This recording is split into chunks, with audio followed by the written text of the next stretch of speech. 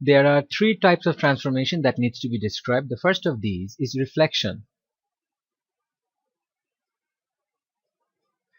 In reflection, all we have to mention in the description is the line on which the object is reflected. So the description would go like this. The object is reflected on the line,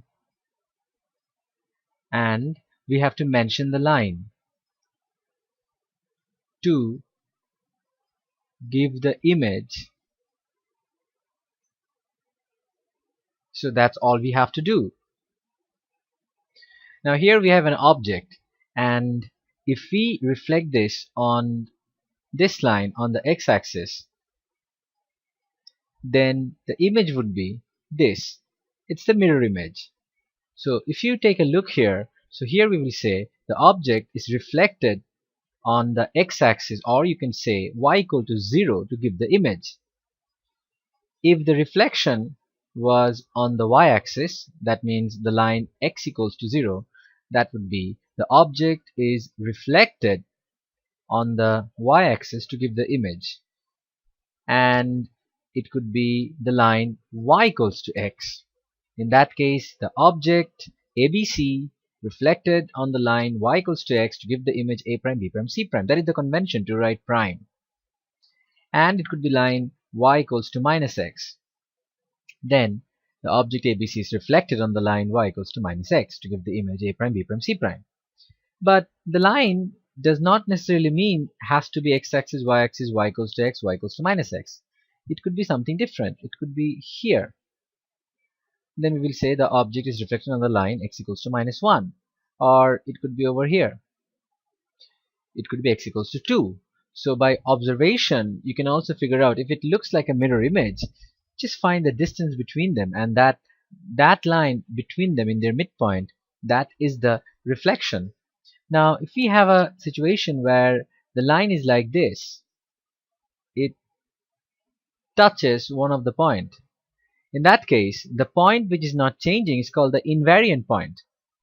So the description would be the same. The object ABC is reflected on the line. You name the line, and that's it. But sometimes the question is describe or state the invariant point. Here the invariant point would be this point.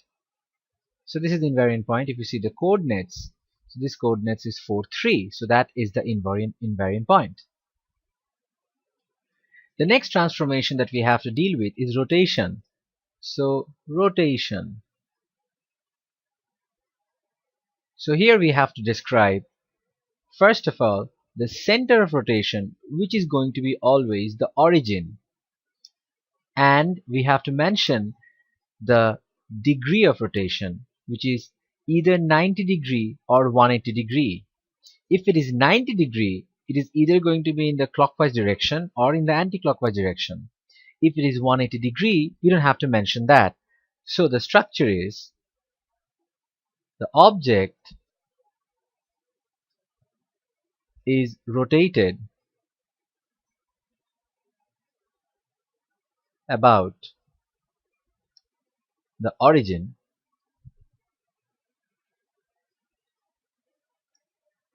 at, we mentioned the degree, 90 degree or 180 degree.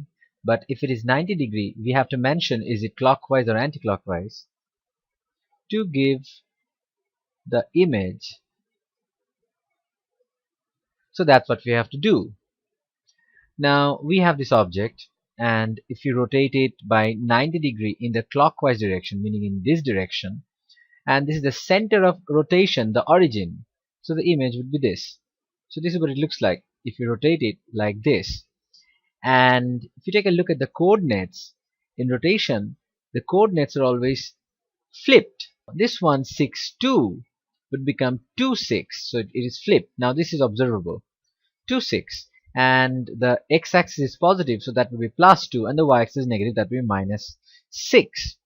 And so that's how it works. On the other hand, if it was anti-clockwise, it looks like this. it reverses in this direction.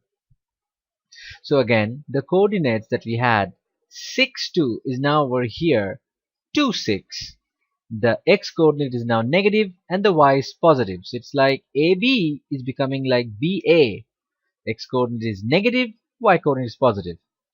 In case of 180 degree, this is how the rotation, you can observe it. This is what's happening. It's the same as reflection on the line y equals to minus x. Here 180 degree, we don't have to mention whether it is clockwise or anti-clockwise, because either way it will be in the same position. So we can observe what is happening. So suppose we have a different sort of angle like this, and we are going through 90 degree.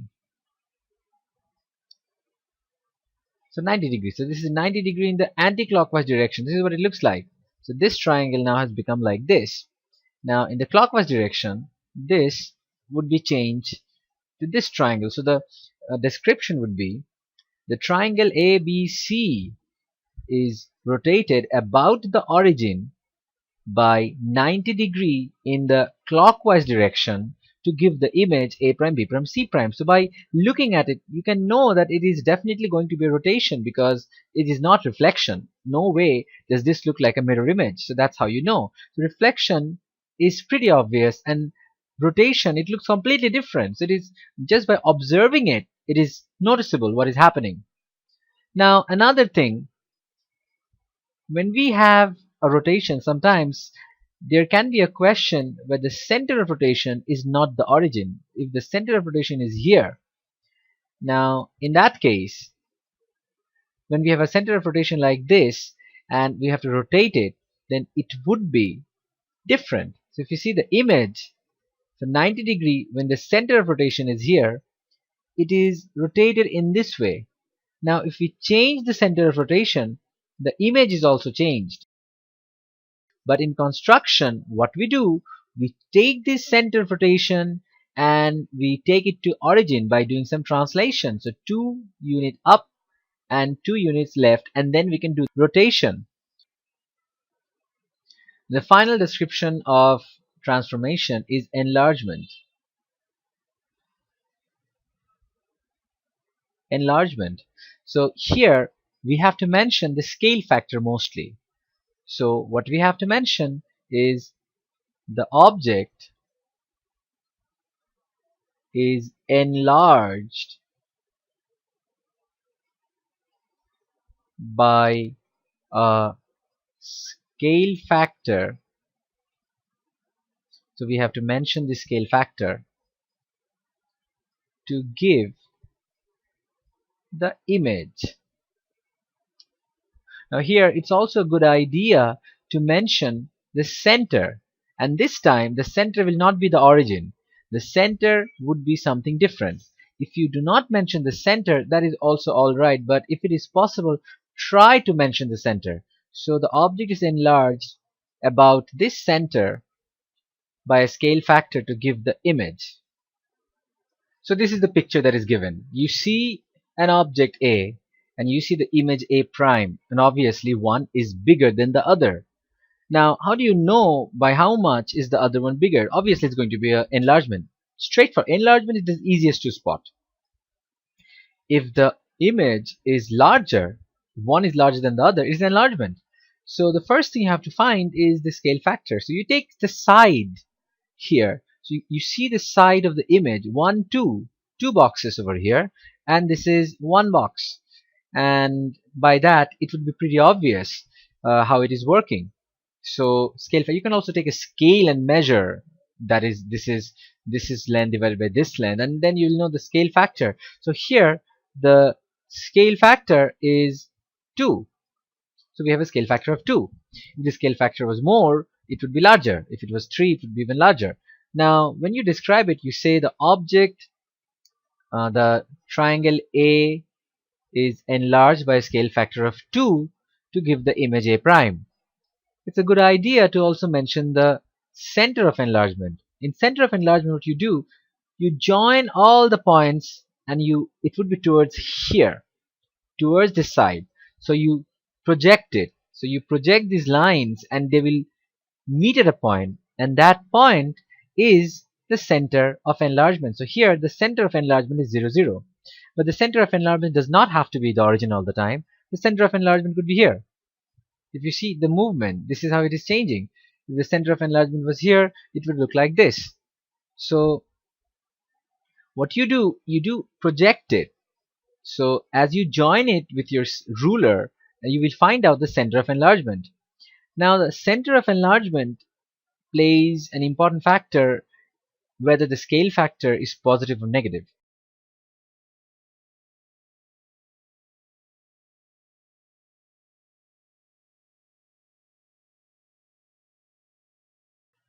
Scale factor is negative. So let me remove the object somewhere so that you can observe it like this. Okay. So here. Now see, this is also twice as large. It is pretty observable, but the center of enlargement is between the object and the image.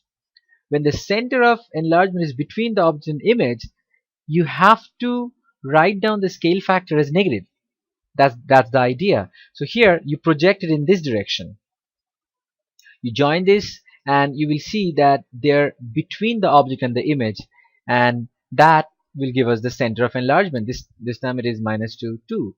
So that's the difference. If it is a negative scale factor, it doesn't mean it is smaller. It just means the center of enlargement is between them. So the description would be the object triangle A is enlarged with center of enlargement -2, 2 with a scale factor of 2. How do you find the scale factor? Either take a ruler or just count the boxes. This is 2 divided by this is 1. So that's all. 2 divided by 1 is 2. So that's the scale factor. So if I again, let me show you, if I make this positive 2, so it's on the same side. It's going to be on the same side. So this is how the enlargement works. So these are the descriptions of the transformation. Apart from that, there is another very simple transformation known as a translation. In case of a translation, if that is a question, you might say how it is moved towards the left or towards the right by how many units. For example, so when you have an object like that, you might think of this is the translation vector known as a column vector. So if this is increased, you can see what's happening. The image would move towards the right. So the value of x is telling you how to move towards the right. So if I increase it more, it's moving towards the right, more and more. So the image is moving towards the right. Let me change the image a little bit to make it simpler. That's better. So this is moving towards the right. And if it is negative, okay, now. So if it is negative, it is moving towards the left. Now in case of y-axis, if it is positive, it is moving upwards. If it is negative, it is moving downwards. So that's translation. So in case of translation description, you might mention how it is moving towards the left or towards the right. Let me bring it here. Okay. So in reflection, we have to mention the line of reflection. In rotation, we have to mention the angle of rotation mainly, and the center is almost always the origin. In case of enlargement, we have to mention the scale factor mainly, and we have to mention the center. It's a good idea to mention the center.